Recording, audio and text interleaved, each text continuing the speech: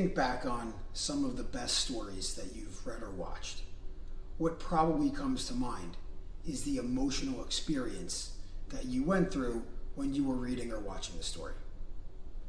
This is what audiences are signing up for when they watch a movie or read a book.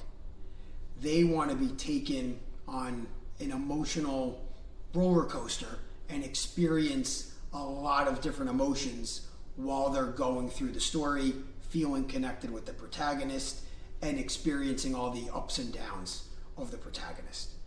It's your job as a writer to make sure you're always delivering on emotional payoffs.